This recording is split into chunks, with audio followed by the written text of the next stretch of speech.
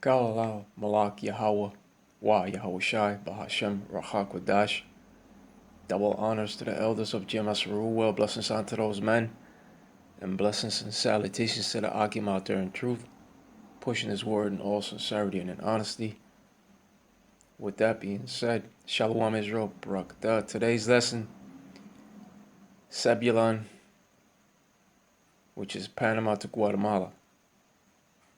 And when it comes to Zebulun, he was the sixth son of Jacob and Leah, Jacob's 10th son, and the founder of the Israelite tribe of Zebulun. With that being said, let's go over to the scripture of Genesis 49 and 13, which says the following. Genesis 49 and 13, Zebulun shall dwell at the haven of the sea, and he shall be for an haven of ships, and his border shall be unto Sidon. Now, when it comes to the word haven, according to the collinsdictionary.com online, means a port, harbor, or other sheltered place for shipping.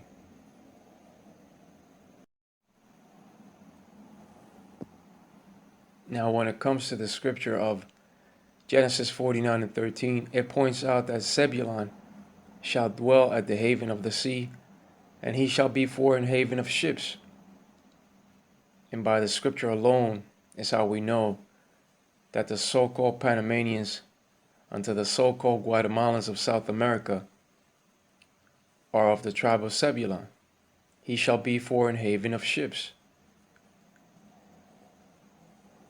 This scripture speaks of the Panama Canal zone that was completed in 1914 under the authorization of Teddy Roosevelt.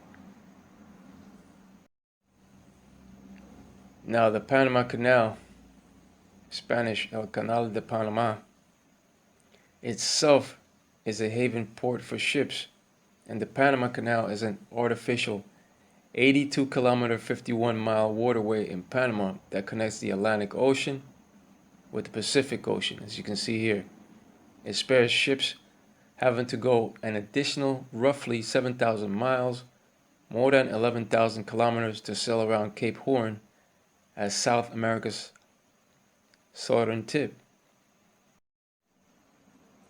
But when it says, and his border shall be unto Sidon, which means back in our homeland of Israel, Zebulun's border extended to Sidon, a city in Israel on the seacoast. And when it comes to the so-called Indian tribes of Zebulun, they are the Kunas, Chocos, and Samblas that dwell on the seacoast. And their waters contain a vast abundance of aquamarine life, and their coast surrounds a good shipping accessibility for importing goods. It has a warm climate for the tropical exporting of goods. And we know that the Panamanians to the Guatemalans are the tribe of Zebulun, because the clue is in Genesis 49 and 13. It says, Zebulun shall dwell at the haven of the sea, and he shall be for an haven of ships, and his border shall be unto Sidon.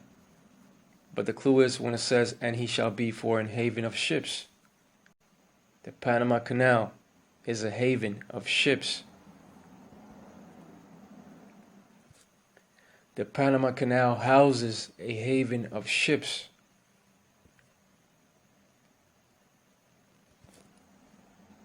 With that being said, let's go over to Deuteronomy 33 and 18.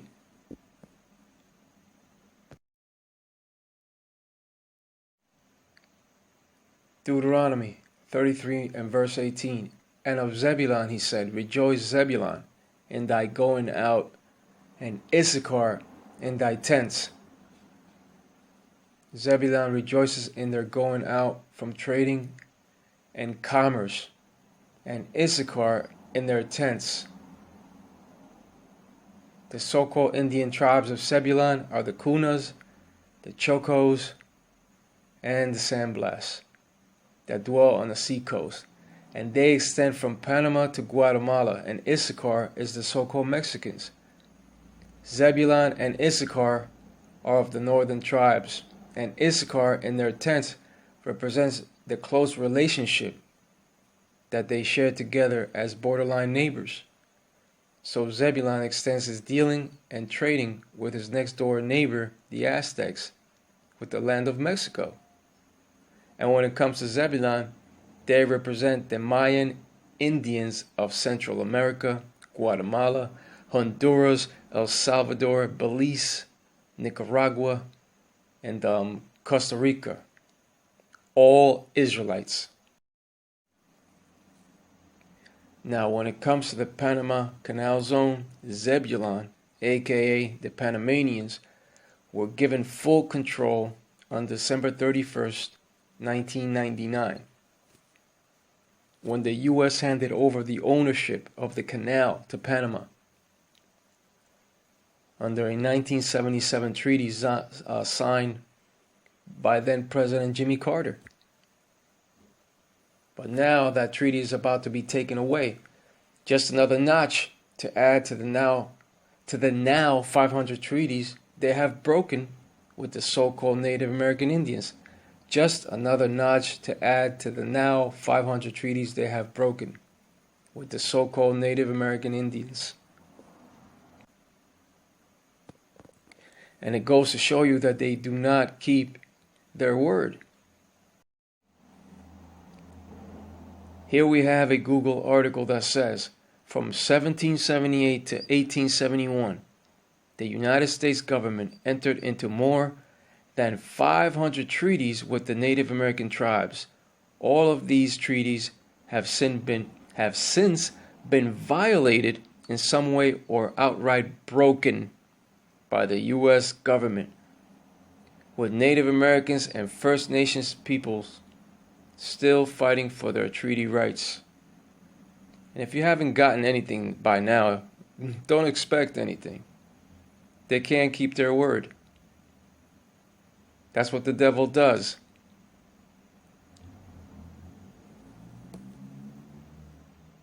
And that's why they make so many enemies. Everywhere they go, they make an enemy. And if that Panama Treaty is broken, you can best believe that America will add another enemy to the list. That's why Senator Cardin says Trump's tough talk on Panama Canal could push allies to China and Russia. And here we have the scripture of Deuteronomy 33 and 19, which says, "They shall call the people unto the mountain, there they shall offer sacrifices of righteousness, for they shall suck of the abundance of the seas and of the treasures hid in the sand." Now Zebulun represents the Mayan Indians that called the Aztecs and other Indian tribes unto the mountain, where they kept ceremonial customs like the ceremonial laws that are found in the laws of Moses. But after a period of time, that's when they started to offer unrighteous sacrifices that became wicked and evil.